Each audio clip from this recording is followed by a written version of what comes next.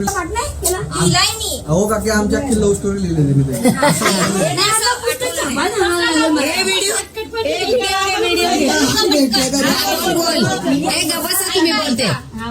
इथपर्यंत येण्यासाठी घेतले खूप कष्ट. सर्वांनी ऐका भुवनानी देवयानीच्या प्रेमाची गोष्ट. मामाकडे आल्यावर पॅन्ट शॉपिंग करताना झाली आमची पहिली भेट. नंतर त्यांनी मेसेज केल्यावर मी झाली त्यांची खास. कळलंच नाही कधी प्रेमाच्या दिशेने गेला हा प्रवास. नाही हो म्हणता म्हणता झाले आज लग्न. आमच्या प्रेमाला झाली आज 7 वर्ष पूर्ण. करून खूप प्रेम जुळून आला रेशीम गाठी. भुवनरावांचं नाव घेते आज आमच्या गृहप्रवेशाच्या दिवशी. ओलांडून घरामंदी आली लंकेची पार्वती मखरात सजली.